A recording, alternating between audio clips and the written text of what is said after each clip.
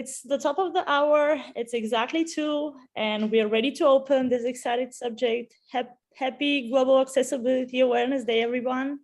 And we are so excited to have you joining our first European Accessibility Act dedicated webinar. And we'll explore the topics of what does that mean for your organization and how you can start planning your action towards it. And just going to those quick housekeeping rules. Please feel free to utilize the live captions in Zoom. And of course, for those of you who are not able to join the live, we'll send the recording with closed captioning that will probably take us a few days. So expect to see the email coming with the slides and the recording in a few days, maybe next week, in the beginning of next week or middle next week. Another thing we all encourage, this is like the first European dedicated webinar. A lot of accessibility questions will probably pop up. Please feel free to write those in the question panel. Of course, we will keep those in the end because they will pile up probably. And a quick disclaimer over here. I know Jessica is here to open up the legal aspects of the European Accessibility Act, but we want to make sure that you are aware that we can't give legal advices, and very specific questions will probably have to be taken with your personal legal counsel. All right, and who are hosting today? Myself, my name is Graciela Jalova, and I joined Monsido just a month ago, jumping as a revenue marketing manager for the European and Asian Pacific market. And I'm so happy to open my role with the new Accessibility Act coming in Europe. And I'm super excited to be part of this webinar.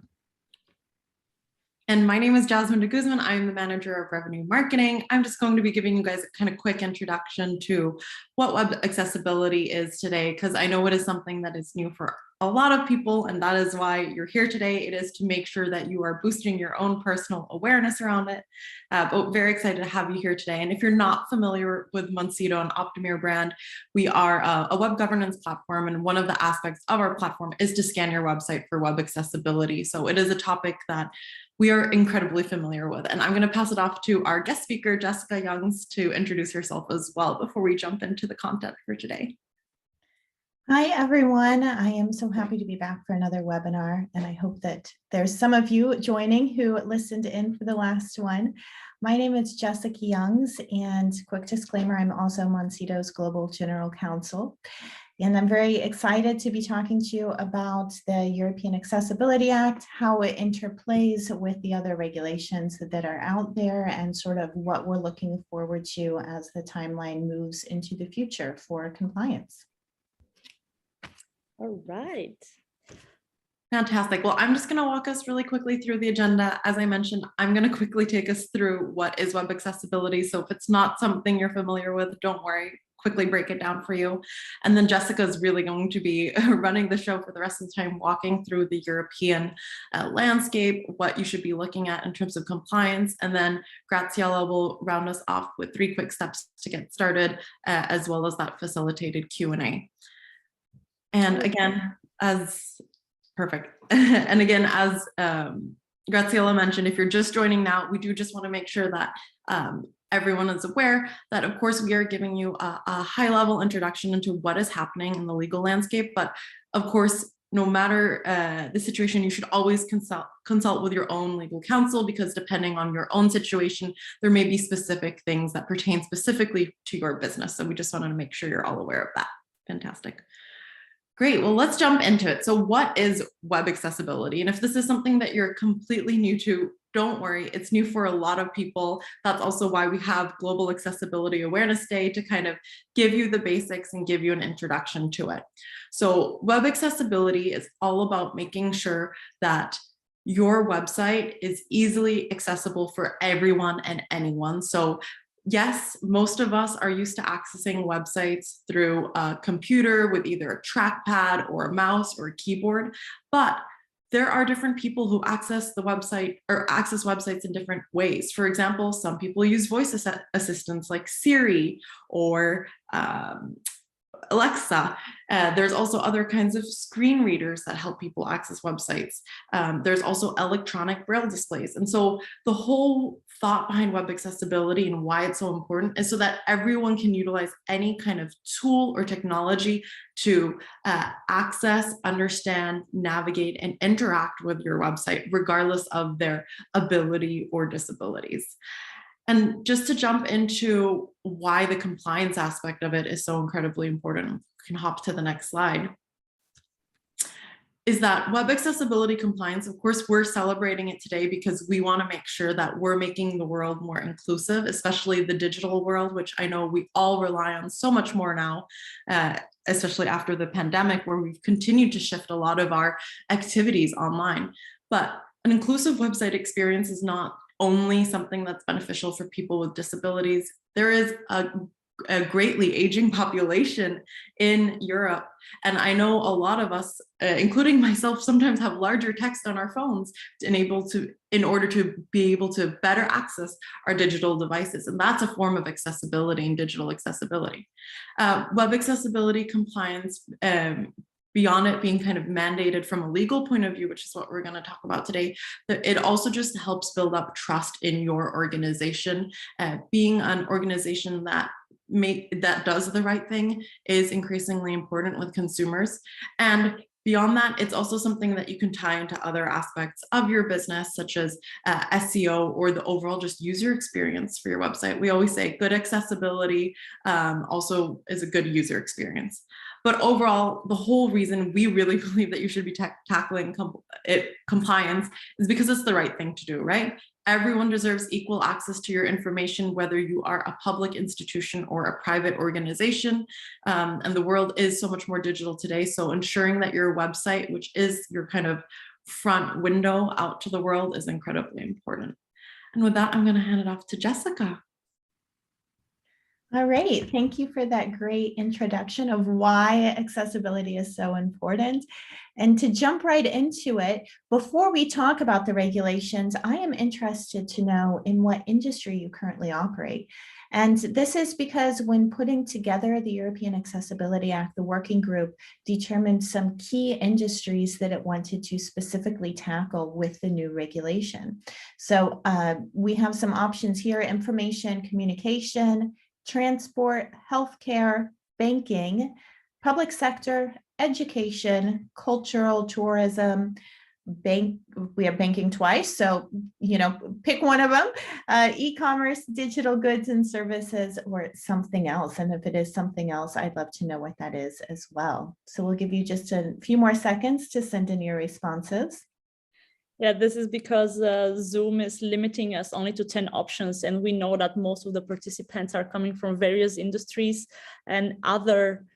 If you are not following into those, what are the options, just drop it in the comment section, in the chat sections, and we will take that into consideration. And I think that almost 70% right now from the participants have answered. We are waiting for a few more seconds for everybody to do that, to have the chance. And then we can continue. All right. All right, that's good. What we can see is the majority of the participants are from the information and communication sector. And the rest is public and digital goods and services. Perfect. Let me just share the results as well so everyone can see them actually. Oh, here we go. There, you guys should all be able to see them now. Perfect. So this is what I was expecting, not just based on who Moncito or Optimir's demographic is, but also because this is actually specifically what the European Accessibility Act is most trying to address. Those are the information and communication sectors. The public sector is not really addressed by the Act. That's already been addressed via different legislation, but we'll talk about that very briefly. E-commerce and digital goods and services. So I think this will be a great webinar for all of you in all industries, but especially those. If we look at the next slide, If Graziella can switch that for us. Just a sec. Perfect. So as I always like to start out with, we have just some statistics. Typically, we're talking about disability specific statistics in North America, but we also obviously have them in Europe. So in Europe, there's 135 million disabled individuals. That's a pretty good amount of disabled folks who may be using your goods or services at some time in the future, or if they're not already.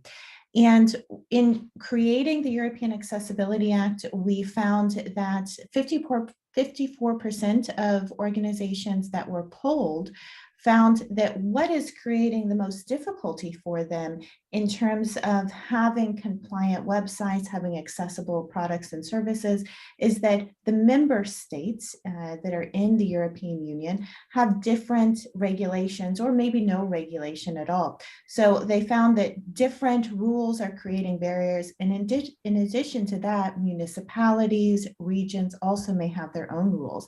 And that's really specifically what the Accessibility Act we're going to be talking about today was created to address, is these different rules. 28% of organizations found that there were no barriers to having an accessible website. And then 18% of the organizations that were polled found that there were barriers that were created not just by the member states themselves, but as I mentioned, by those individual or regional rules. In Europe, the cost of non-accessible websites or just non-accessibility in general as it relates to primarily digital goods and services was 20 billion in 2020. So this is not a small number. I know that we've previously been talking about the cost of litigation for these types of claims that are coming in North America. And as you may remember, that's a very large number as well. And here we're focused more on the human factor of it. The European Accessibility Act is also been estimated, although we don't know if this will eventually turn out to be true, but is estimated to reduce those costs by 45 to 50%. So the goal is to make the websites more accessible, but also to create a unified standard for everyone to be able to understand what the regulations that apply to them are. Now, in Europe, disabled individuals have $500 billion of spending power each year. So that's not a small amount of money. And we certainly want to ensure that they have more independence in navigating the websites, as well as more freedom of movement. And this is important when we think about the European Accessibility Act or how the European Union is established, because it will allow there to be, especially when we're talking about things like use of ATM machines. I know that that's probably not many of you there, but the idea is that it will create more fluidity amongst the member states and therefore allow for greater freedom of movement for disabled individuals, and as well as creating more employment opportunity. Now, as we've seen as it relates to the GDPR, what we are thinking this will result in is what's called the Brussels effect. The Brussels effect is where the European Union establishes, or the European Commission establishes, a law that's quite wide and overarching, similar to the GDPR, and then we see other countries around the world adopt similar standards. So in America, in North America, there's already the Americans with Disabilities Act. There's the UNRU Act, for example, in California. We can anticipate seeing this becoming more of a regulated area really across the world as the European Accessibility Act really gets kicked off. So if we look at the next slide, I have the background for you on European accessibility. I'll run through this very quickly because I know what we're more interested in is really what does it mean? What is the effect on us as business owners? So the European Accessibility Act was adopted in April of 2019. And what it is a directive. Now, a directive under European law is a binding accessibility goal that has to be met, but it leaves it open to all of the different member states, so the different countries, to establish their own regulations and to decide how they're going to meet the goals of that directive. So it was adopted in 2019. It does have some shortcomings that have already been mentioned and addressed that we do think probably will be addressed by the member states individually if they are, and those include transport accessibility. They also include the build environment accessibility. Built environment meaning the development, right? The coding of the website or of the e-reading devices, some of that stuff we'll talk about in a few minutes. Now, as I mentioned, there's really the goal is to create more of a harmonized overlay for all of these. And I don't mean overlay in the sense of overlay for accessibility compliance, but overlay in the sense of standard regulation that everyone must meet, because there are so many local, regional, or different country regulations at the moment. So one other thing, or two other things that I'll mention here, is that we already have for the public sector in Europe, we do have a different directive that's from 2016, and that one already does require web accessibility for the public sector. So if you're in the public sector, you should already be familiar with this. For the European Accessibility Act of 2019, what we're focused on is the private sector. Now, where all of this is coming from is really from the UN Convention on the Rights of Persons with Disabilities. And all of the member states in the EU have ratified that convention. And because of that, they are then obliged to ensure that individuals with disabilities do have equal rights to access a few things. That's the physical environment, transportation, information, and communication. And it is still pretty basic. There's not a lot of specificity, but it does say that it must be for services open to or provided to the public. And as we know from the Americans with Disabilities Act, it could be interpreted one way or the other, but here we are having it be that it does apply. Open to the public does include important for this webinar, it does include websites, right? And we also have one more thing here, which is the general comment number 2 on Article 9. These European regulations have very long names with lots of numbers in them. And that comment, if you would like to look it up, provides more detailed explanation on the EU and also each member state's obligations under the convention. So that's all just kind of legal background. You certainly can look up all of those regulations, read the text if you are interested in them.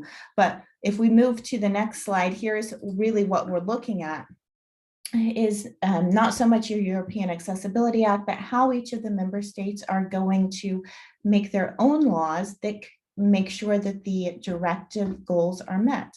So there is a very long lead time. This is normal with European law. The act was passed in 2019 and it will become effective June 28th of 2025. The reason that we're including it in this webinar today is because June 28th of this year, 2022, is when the member states have to nationally transpose the act. What that means is that they have to send to the Commission their plan, what their regulation is going to be. They have to send it by the end of next month for approval for review. And so what you need to watch out for is if you are going to be working or selling services, selling products in XYZ member state, maybe it's Germany, maybe it's France, the Netherlands, maybe it's all of them, especially if you're operating in e-commerce, to ensure that you have reviewed each member state's national transposition when it's been given at the end of next month, and that you then start working towards compliance. There are a few more dates here, which you can see on the timeline. For example, by June 28th of 2027, member states must ensure that their local 112 number is accessible. If you're in America, that's your 911 number, for example. And then finally, it's going to come into full compliance, as I said, at June 28th, 2025, is when the states have to actually implement that legislation that they are going to send for approval at the end of this month. So if we look at the next slide, we can get into really sort of what we're talking about here. The European Accessibility Act it covers products and services in the private sector, as I mentioned, and it covers these in a very broad sense. So it does not specifically lay out any accessibility standards that must be met, such as the WCAG guidelines. That's different from the 2016 directive that applies to public websites, right? But we can assume that most of the member states, when they do their national regulations, they're going to require that the private sector also complies with WCAG. So just because that's not in the act does not mean that that's not what the reality is going to be. So what we have are, as I'm looking here, we have some general purpose types of consumer goods. So types of consumer products, I should say. So things like computer hardware systems. If you're developing any of those products, there are specific regulations that do apply to you, which I'll talk about in a minute. Although I think briefly, because we don't have many participants in that sector. If you are doing operating systems, so Windows, Mac, any type of different operating system, there are specific regulations that apply to those types of products. Payment terminals, so that could be a card read machine. Those have regulations. Self-service terminals, ATMs, ticketing machines. As I mentioned before, the point of these really is to ensure more freedom of movement amongst individuals who may be located in different member states. You know, it is absolutely thundering outside my window. I hope that you guys can't hear that. I'm thinking this has just started and it's very loud. So the next thing we have electronic communication services. This may be relevant to some of you. That's if you are producing tablets, smartphones, ebook readers, devices of any kind, you know, wearables, that sort of thing, and terminal equipment, as I mentioned, and e-readers. Now, those probably are not that relevant to many of you. What will be relevant, though, is services. So that can include things like transportation, but very relevantly, I know for some of Moncito's customers, that can include banking services. So if you have European customers who use your banking services, they do have to comply with the Act. If you are producing ebooks of any kind, those have to comply with the Act. I know that we had some individuals respond that they're doing digital goods, as well as e-commerce. And this really is probably where most of you would be most affected if you are doing e-commerce. So if you are selling products or if you're selling services of any kind into the European Union, you will need to ensure that you are up to date on what the law of that specific country that you're selling into, as I mentioned, maybe one, maybe two, maybe all of them, but what their requirements are in terms of accessibility under the Act once they're submitted to the Commission and then go into effect. Now, there are some things that are not included. So healthcare services, education, transportation, household products, surprisingly, but these things, as I have the warning there, they may be mentioned by the member state. So the member states are allowed to put in place much more restrictive rules than what the Act has. We want to think of the Act as the overarching thing, and the member states will make regulations that are at least meeting those minimum goals, but probably will exceed them in many instances, as we've already seen in some member states. So I will say also, especially if you're in banking, that's one to keep in mind. And I will specifically mention that because I know that there are some banking customers. We're looking at things like credit agreements, the execution of orders, account interfaces, payment services, that sort of thing. So if we look at the next slide, we have the special provisions. Now, the first one are for importers, manufacturers, and distributors. And this is, I think, going to be relevant for many of the individuals listening in today as well. Importers, manufacturers, distributors, they have an obligation to ensure that their product that's being imported into the European Union or distributed into the European Union is compliant with some of the specific requirements of it's not really accessibility because it's not about the website, but specific product usage for disabled individuals.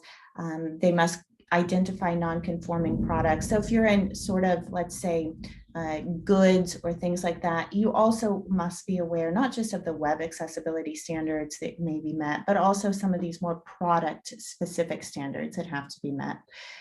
Now, one question that I get a lot in working with businesses who are receiving claim letters, and that's what we talked about on the last webinar as well. Please do watch it if you haven't and you're in America. But that's about the size of a business if you're receiving an ADA claim. There's a lot of misinformation out there on specifically on ADA claims, on Americans with Disabilities Act claims, and whether or not a small business has to have an accessible website under the ADA. And there is a lot of information out there that says it only has to be a certain size. And as I mentioned in the last webinar, and I've mentioned quite a few other times as well, that piece of information is being picked from the wrong section of the ADA. So regardless of size, if you are in North America, you do have to be compliant with the ADA's web accessibility requirements, depending on the jurisdiction that you're in. But the European Accessibility Act does have a carve out for small businesses. So if you are a small business or what the Commission is considering a micro enterprise, then you have some leeway there. Although if you are working in North America, you don't have that leeway. So you'll certainly want to ensure that your website is accessible if you're in the US market. So under the European Accessibility Act, we do have that this standard is not going to be required for micro enterprises, being those companies that have 10 or fewer employees and who have an annual turnover of 2 million euros or less, or an annual balance sheet that does not exceed 2 million euros. One point, though, here again, is that the member states may make it so that micro enterprises are not excluded in their particular jurisdiction. So, for example, Germany may make it that this applies to every single private enterprise, regardless of size and regardless of industry. Now, there are some exclusions that I think are very important, especially when we're considering website accessibility. So this is different than what we have in North America, for example, or in the United States. Under the European Accessibility Act, there is some aged material that will not have to be compliant. Again, though, member states can change this, right? So do watch out for that. But under the Act, pre-recorded materials or materials that are time-based, materials that have been archived, if those are already on the website before June of 2025, then they do not need to necessarily be accessible. So that's a big difference. Office file formats. So if you have documents on your website or similar kinds of things, those will not need to be accessible necessarily unless you just want to make them so if they are pre-existing before June of 2025. Remember, June 2025, that's our date when the member states must start to enforce compliance. Online maps, they don't need to be accessible if there are alternatives available. Let's see, third-party content, and most importantly, though, as I mentioned, is archive content. So if you have old content, if you have old blog posts, if you have old information that's no longer relevant necessarily, or at least that's not being updated anymore, as long as you are not updating that on your website and it pre-exists before that drop deadline of June 2025, you do not need to ensure that that content is accessible. Although, of course, as we always mention, it's the right thing to do to have that content accessible. So if we look at the next slide, I think this is an important one to discuss because we already do have in Europe the EU Directive of 2016, and that EU Directive of 2016, that's what applies to public entities. This European Accessibility Act is for private entities, as I mentioned earlier. So the two acts are, well, I should say directives, they're both directives. They are applying to one sector and not the other. The European Accessibility Act has more focus, it has a wider reach in terms of applying to hardware, software, right? Because its goal is to apply to products or to services, not just to websites and apps. Now, the European Accessibility Act, as I mentioned, it does not set out specific compliance standards that have to be met. So it does not specifically say that the WCAG guidelines must be met. However, we do anticipate that member states are going to require that that be what the standard is. And we've seen that coming from other member states already that have submitted their plans or that already have regulations in place. Under the EU Directive of 2016, the one that applies to public websites, we do have that it's not just public organizations, but also their third-party vendors. So sometimes some private organizations may get sucked up into that directive as well for compliance. I'm sure that probably many of you, if you do any government contracting in Europe, you've already been familiar with it and hopefully have accessible websites or are working on that.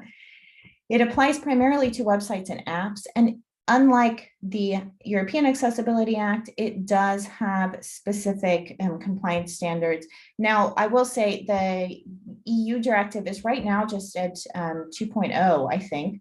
But in December of last year, there was submitted the request formally to update the guidance to 2.1. That may have already been done, but it will be done in the near future if it isn't already. So if you're still running on WCAG 2.0 as your standard, certainly want to make sure you bump that up to 2.1 going forward. All right. Oh, now it's pouring outside. I hope it doesn't sound like hail for you guys. All right, so I'll try to speak a little bit louder. In Europe, well, we've got United Kingdom there kind of being a bit of an outlier at the moment, but we do already have some national regulations. And in fact, we have more than some. We have quite a few national regulations that have already been announced. Probably some of those will be updated. Other ones may not be, except to just change the references to ensure that everyone understands that this regulation is in place so that it meets this EU directive of 2019. Now, in the United Kingdom, it's always one we want to mention, and things are a little bit tricky since Brexit, but in the United Kingdom, we do have both private and public websites already having to ensure that the sites are accessible to disabled individuals. Now, the private websites, those fall under the Equality Act of 2010. The Equality Act does require that disabled individuals not be discriminated against. Because this EU directive of 2019, the one we're talking about today, happened after Brexit, it is not going to be required in the United Kingdom, but that doesn't mean that things are going to be different there, because the United Kingdom already does have this Equality Act in place. So that's something to keep in mind. Everyone's always confused about how that looks, the interplay between Europe and Brexit, or Europe and the UK post-Brexit. That's how that works. So what we do have, though, is the European Directive on Web Accessibility. That's the 2016 one that applies to public entities. That one does apply to the United Kingdom because it already happened before Brexit.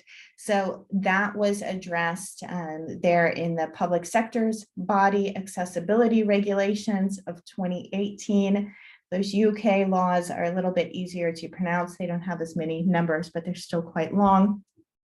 So that does apply to public websites. So I'll say, just in summary there, UK, we do have the compliance regulation requirements for both public and private. And then we have some national law samples that have already been announced. Poland, for example, very recently announced what it's looking for the national transposition to look like. Germany has quite an in-depth a few regulations relating to public and to private websites. It specifically also already addresses e-commerce websites, which I think many of you are going to be interested in. And it does refer to these directives, the German regulations, and unlike the directives, though, it does already require WCAG 2.1 compliance. So there are other countries, there are many other member states who have similar regulations. My suggestion is identify which member states you are going to be operating in, or all of them, and ensure that you're compliant with those regulations once they come out. So Germany is a good example. It always has quite lengthy laws. I would also check out some of the Scandinavian countries, as well as the Netherlands and France. All of those countries typically have quite in-depth regulations that are good standards to follow. So if we look at the next one, I have one more poll. And this is just to get a better idea of who our attendees are. And I think also importantly, I want to mention here, similar to what happened with the GDPR, just because your company is not located in Europe does not mean that you are exempt from the act. So if you are doing business in Europe, if you interface with European residents, then you are still required to comply with the regulations of where those residents are. So what I'm interested in here is if you are based in Europe and you're participating from there, that's great. I would love to know that. If not, are you located somewhere else and you have European customers, whether they be for your products or for your services? Is it just that you partially work with European customers? Or are you just interested in what global accessibility looks like? I'd love to know what the impact on your business could be. I started the poll, and I'll give it a few more seconds maybe, so everybody have the chance to click on their answer. And in a minute, I will share the results. But it's quite interesting that we have kind of a mix of crowd, mix of attendees. And maybe I'll just in a second stop the poll. So, and share the results. There you go. So here we are, 61% are based in EU and 22 are not, but they are going to have a lot of European customers. Okay, great. So those of you, the 61% who are in Europe, certainly make sure that you familiarize yourself with what your national laws will be once they're announced. And for the other ones, make sure that you look into sort of what your target demographic is, or not demographic, but target market. Do you primarily work with French customers, German customers? Certainly, we want to ensure that you put some focus on complying with those local, when I say local, I mean member state regulations. And as I mentioned, I really want to reinforce, just because you're not based in Europe does not mean that this will not apply to you. So we'll expect it to sort of roll out similar to the way that the GDPR did.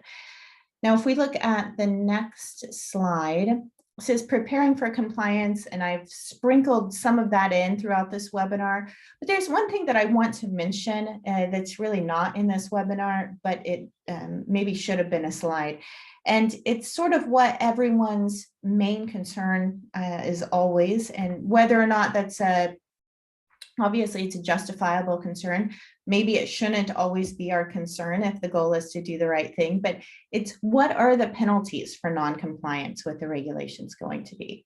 As we know from GDPR, there can be quite significant penalties if you do not comply with the regulations, even if you're located outside of Europe. What we don't have under this directive is on a EU scale at this moment, any kind of penalties. And that's because those are going to be left up to the individual member states to make a determination. What typically happens in Europe is that instead of issuing a fine, although you do see those big numbers for fines that are coming out for non-compliance, again, specifically, for example, with the GDPR, some of the data protection stuff, What typically happens is that you will get a request from either an individual or a supervisory authority to dig in and to fix what you've been doing. However, there is the very real likelihood that there could be private rights of action established. Private rights of action is what we see, for example, in California under the UNRU Act, meaning that businesses can be directly sued for noncompliance for each instance of noncompliance. So that could mean each time a disabled person visits the website, right? Under the ADA, we do not have a private right of action, meaning that there is nothing other than, there's not, well, I shouldn't say there's not a private right of action, but there's nothing other than fix the website. There's not a monetary right of action, but we very much likely will see monetary fines, be they X amount of a company's revenue, or be they up to this certain amount that will be established by the member states. So we can't give any information on that at the current moment because we don't know what these member states' laws are going to look like when they're announced at the end of next month. But certainly do keep an eye on that, although that should not be anyone's primary concern, but it will be interesting to see what the member states do come up with. So as the final thing here from me, and then I think we have a few other slides and we'll get into some Q&A, is what do you need to do to prepare for complying with the European Accessibility Act? So the first thing is always to publish an accessibility statement, although maybe that's not the first thing, but that definitely should be something that happens. And typically we will actually do that after getting our audit results. But you certainly want to publish an accessibility statement. Moncito has a great free tool, which I think the ladies will talk about, that can help you generate that accessibility statement. We want to also establish a reporting procedure for disabled individuals to make a complaint directly to your company. I don't necessarily mean a reporting procedure for making a complaint to a regulatory body, but a reporting procedure to let your company know, hey, this is a problem, this isn't working. So for that, we want to have a single point of contact that is required under the European Accessibility Act for manufacturers, distributors, importers, and the like. So that may be something that's already required for you, but if you've not made a single point of contact, you should go ahead and do that. You already should go ahead and do that, no matter if you're in Europe or not. We certainly want to bring our website into WCAG 2.1 compliance. That is the gold standard at the moment, and really what or the required standard at the moment. If you are there, then you are going to be most of the way there in terms of what you need for accessibility, most likely with what the member states will require, at least in terms of websites. Some of these regulations or some of the parts of the regulations may apply in other areas to your business. And that's always something I like to mention, that accessibility is not just, we are only talking about it in terms of website accessibility, but there are other barriers created for disabled individuals that are addressed by these regulations, right? So if you're a product manufacturer, you also have to do CE markings, you have to do product registration lists. So there may be other aspects, not just website accessibility, that your business is impacted on, right, under this act. Next thing, we certainly want to think of compliance by design. In Europe, thinking by design is what the regulations like to see, right? We want to meet the goals. So be it data protection by design when we talk about GDPR, or accessibility by design, we want to design from the ground up, all the way from alpha stage to beta stage, to the live version of your site or your app or whatever it is. Next thing, do make sure that you are budgeting for this with your annual budgets. I know in the United Kingdom, it's estimated that an annual budget for accessibility, or specifically for an audit, needs to be between about 3,000 and 7,000 pounds sterling. So do include this in your budget. It can be, it can be costly, especially if you need to go in and remediate what's been done. So prepare for that. And by doing this compliance by design from the ground up, you will significantly cut down your cost as well for accessibility. And then finally, as I mentioned quite a few times, please do follow the individual member states' announcements when they come out. Make sure that you know what's coming up in the member states in which you may do business. And I think that's it for me. Thank you, Jessica. Thank you. It was amazing. It was extremely insightful, all the things I personally have to learn, and I have to be aware and be on point into educating myself on this ongoing journey. It's, as you said, it is a start of a long journey for most of European businesses that haven't even thought about it. So with that being said, I would just like to share my 3 quick steps in order to start with accessibility. And the first thing comes first is try to educate yourself. There are a lot of free resources out there. We at Monsito, when I started recently, I've been introduced to the free web accessibility course. I will have my contact details shared in the end of the webinar. You can contact me, I can share that with you.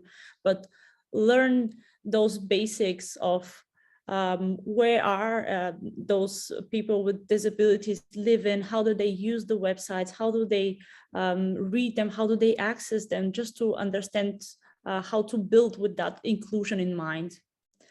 And again, in order to understand where you stand and where you are today and what actions you have to take, it's the best thing is to do your website audit.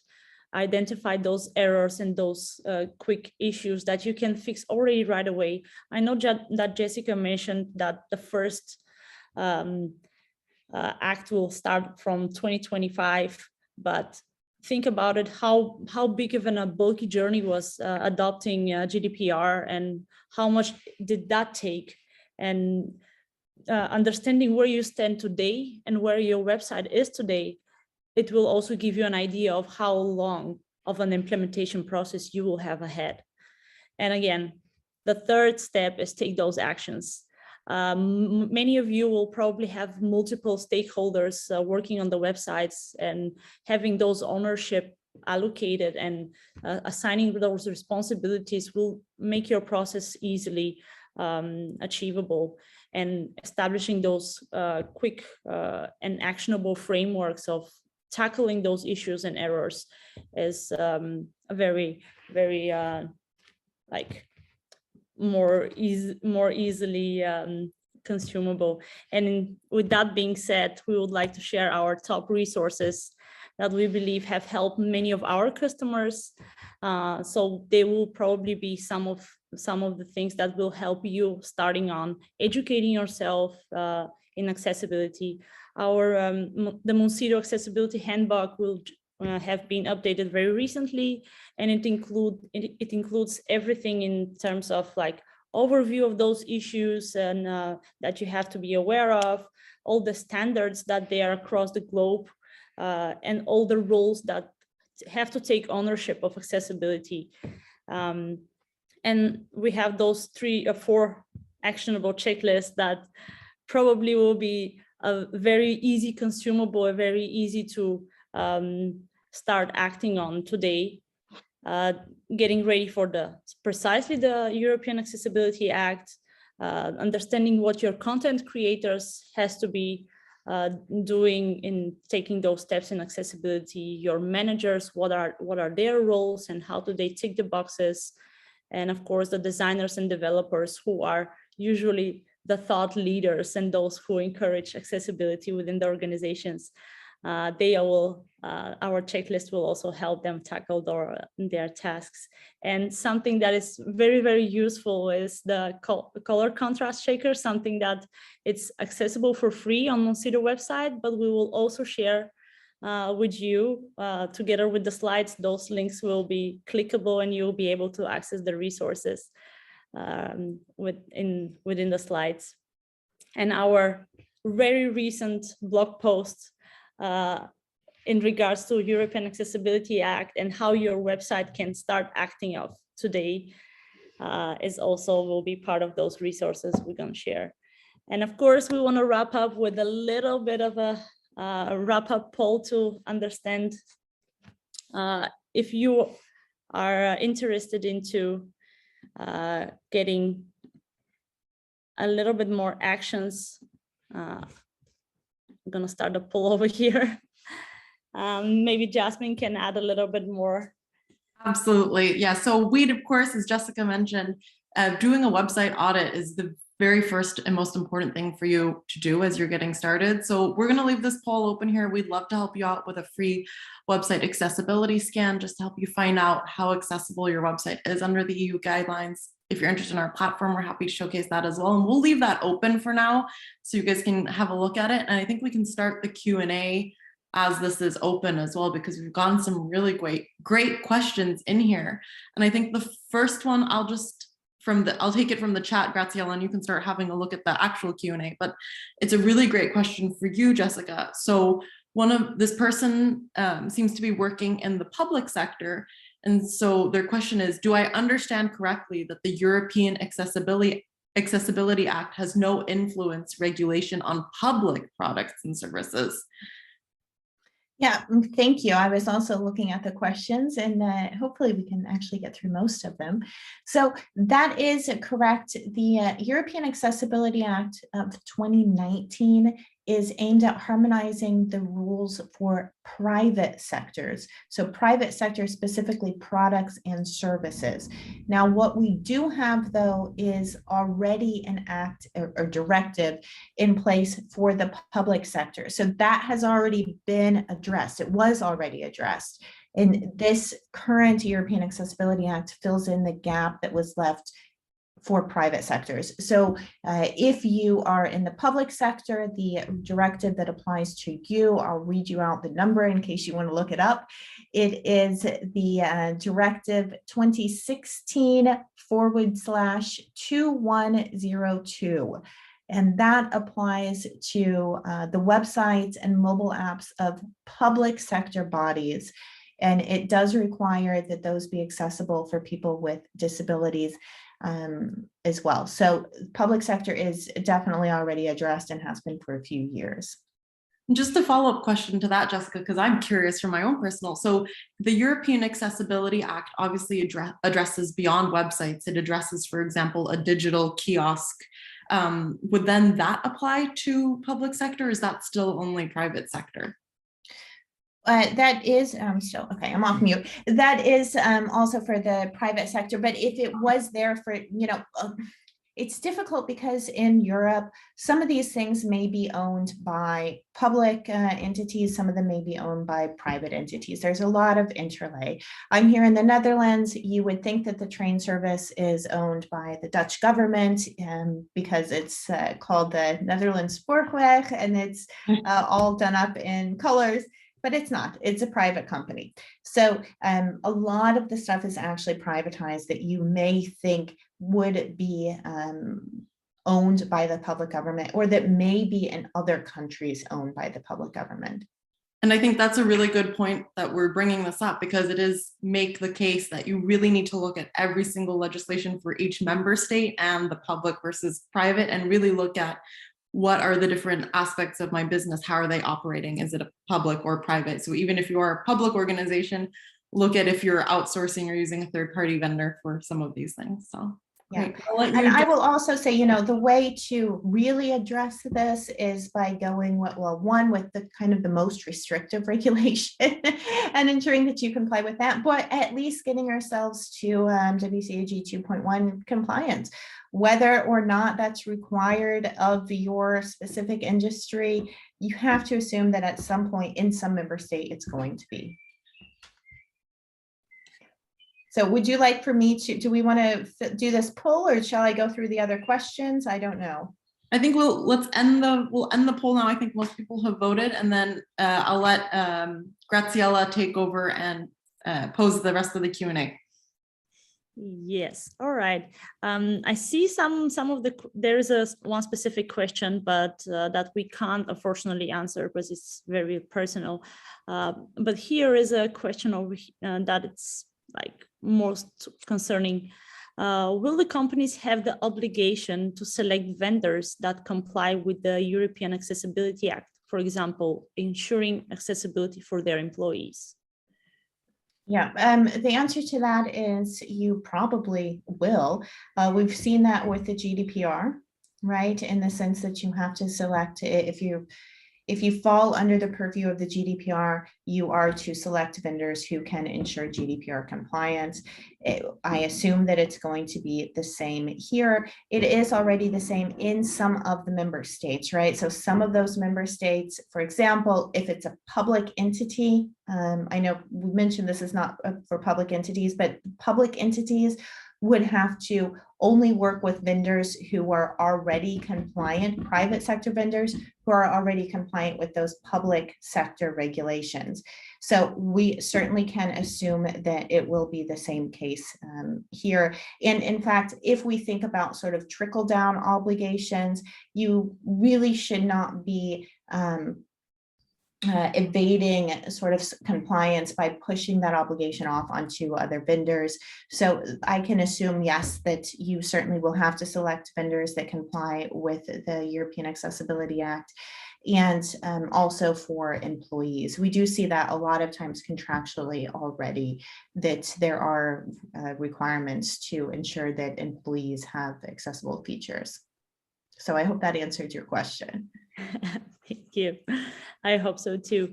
And there's another one over here. Are there any exception for nonprofits based in UK? There is like a little bit more specific based in UK, but also e-learning in Europe. Yeah, that's one that I cannot easily answer for you. And it's because under the exclusions for the European Accessibility Act, we do have that things like education are exempted. But because I don't know what one, I can't give you specific legal advice, but also because it would have to meet a specific definition of education, right? What the act defines as education. Not all types of e-learning may be defined as educational services or products, and not all types of nonprofits may be defined as educational nonprofits. So I would check the act and make sure as to whether the exclusion is there, one for e-learning, but also for the specific type of nonprofit that your company has. All right, thank you. There is another one over here from Panos. Are there any accessibility stats for Greece in more detail? I would also maybe can answer that. We are not aware yet because it's yet to come. So make sure you're still well informed and keep an eye on those. I assume Jessica can add something, but I don't know anything about web accessibility in Greece, but you may be able to find that information out. You know, and I saw Panos actually mentioned here that he's leaving, so he's maybe not even listening to this anymore. But I will say that what you can do if you're interested in this is look at some of the working from the publications that came out of the working groups, that came out of the comments that were made, the research reports that were done, the data analysis. You know, when a regulation, and I will say very much when a new directive comes into Europe, this is something that has been researched for years, and I mean really truly many years. They do all kinds of working groups, all kinds of data analysis, all sorts of research, and publish all of this. So if you are interested in learning about those statistics, or sort of what the drive for a certain industry is, or maybe how they consider education, you can dig into some of that if you are very eager to, and take a look and learn more. There's a lot of information out there that the Commission publishes. well, So there may be stats there, I don't know. There's one very interesting over here. I also be curious to know, what is the difference between WCAG 2.1 and the EN 301-549? And which should I follow for my company in European Union? It's the last one that came up in the Q&A. A lot of numbers. Oh, yeah. So let's see here. I have this on a different slide. WCAG 2.1. Yeah, so we want to follow the WCAG 2.1 at this time. There is in the other directive, in the 2016 directive, not fully the WCAG 2.1 that's being required, unless there's been something in the last few days that has come out. So right now it does apply just the let me see here. I think in December, they submitted a proposal, if I get the slide up. Yeah. And I believe as well, if I'm not mistaken, we can dig up, we have some extra articles that we can send on it, but the EN 301549 is the name of the European standard, which then references the WCAG 2.1. Yeah. So what you guys will see a lot is that all of these different legislations and regulations, they have these fancy, crazy names that are always a little bit difficult for us to understand, but they'll often always reference the web content accessibility guidelines. And we have a lot of great resources on that we can put in our follow-up email as well. Yeah, that's what I would say. We're referring to it as the European Accessibility Act, but really it has almost like a file name that's attached to it. So that would be the file, right? There's different names for it, but it just references that you must meet WCAG compliance standards. Yeah. Do we have? I think we're actually out of time. We're actually a minute over time, so. It's so nice to see everybody so engaged and asking questions. I'm pretty sure that a lot of more questions will follow, and such webinars will be following up as well. As more the information gets released, the more we would like to communicate it to you. Exactly. And I know Jessica's always really great. So if there's any of your questions that didn't get answered live today, we'll work with her to do a small little follow-up as well for you. And I think we'll put our contact information on the next slide here as well. So if you want to reach out to us, then feel free to do so. But otherwise, we just want to say a big thank you and happy Global Accessibility Awareness Day.